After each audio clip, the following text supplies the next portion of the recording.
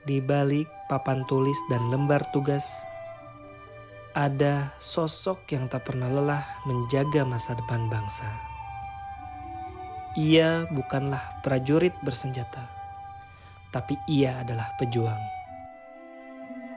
Ia adalah guru, wajah nyata dari bela negara yang sesungguhnya. Bela negara bukan hanya tentang angkat senjata, ia adalah tentang cinta tanah air, kesadaran bangsa dan bernegara, tentang keyakinan pada Pancasila sebagai ideologi bangsa, tentang rela berkorban demi generasi yang lebih baik. Guru menanamkan nilai-nilai itu setiap hari, dalam pelajaran, dalam nasihat, dalam keteladanan. Mereka membentuk karakter yang taat hukum, menghargai perbedaan, dan siap berkontribusi untuk negeri. Di tengah arus perubahan zaman, guru tetap berdiri tegak sebagai sosok yang tak tergoyahkan, menanamkan semangat kebinekaan, cinta tanah air, dan kesadaran akan pentingnya hidup dalam harmoni. Mereka adalah benteng moral bangsa, penjaga nilai kebangsaan, dan wajah bela negara yang tak tergantikan. Mari kita hormati dan dukung mereka, karena lewat guru, nilai-nilai bela negara tetap hidup dalam pikiran, dalam hati, dan dalam tindakan generasi penerus bangsa.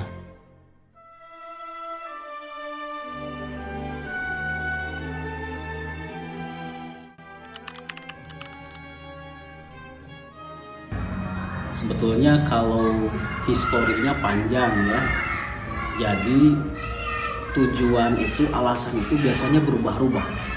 Nah, tapi sekarang itu tiba pada satu titik memaknai bahwa mengajar itu adalah tugasnya para nabi. Sehingga kalau kita memilih profesi mengajar, secara tidak langsung itu meneruskan jejak-jejak para nabi. Untuk apa? Untuk mengantarkan umat manusia menuju tujuan hidupnya.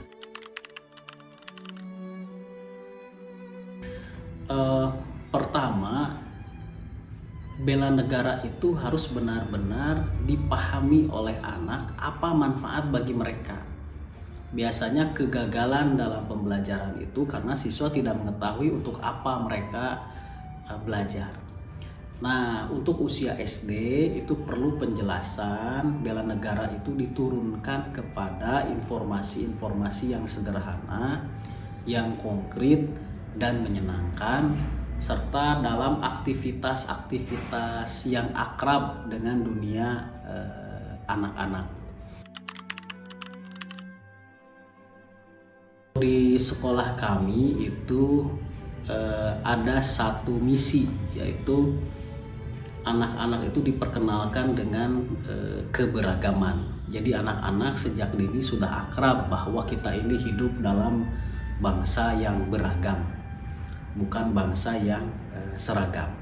Nah, ini hal yang sangat penting dalam mewujudkan negara yang stabil ya. Kalau yang beragam ini kacau, bentrok, itu negara tidak stabil. Nah, di antara caranya adalah menanamkan bahwa kita ini hidup dalam keberagaman dan harus saling menghargai dalam perbedaan. Nah, caranya bagaimana? Apa yang diberikan kepada anak? Yaitu pendidikan empati. Satu kata kunci di antara seluruh karakter, kan ada jujur, disiplin, dan lain-lain. Tetap semuanya itu basicnya adalah empati. Bagaimana kita merasakan apa yang dirasakan oleh orang lain. Saya melihat ada kecenderungan karena sekarang kan era digital, era sosial media,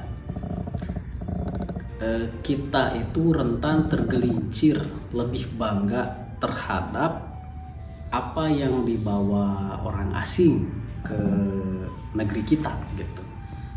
Dan itu apapun profesinya, misalnya guru-guru itu lebih merasa keren misalnya kalau mengambil referensi-referensi dari luar negeri, padahal sebetulnya nilai-nilai luhur dari para pendiri bangsa ini yang original menurut saya itu tidak kalah jauh dari mereka.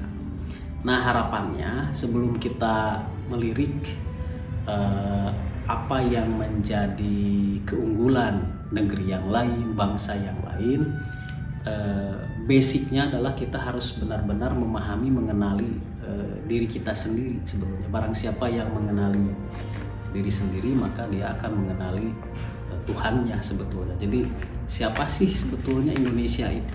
Apa sih sebetulnya? Banyak harta karun, banyak emas di sekitar kita yang tidak kita perhatikan. Contoh misalnya ada tokoh Ki Hajar Dewantara. Itu sangat baik sekali dalam filosofi pendidikannya. Kenapa kita harus melirik referensi-referensi dari yang lain dulu misalnya. Kemudian bagaimana nilai-nilai pendidikan, nilai-nilai bela negara itu ada tersirat gitu dalam budaya-budaya kita di Indonesia.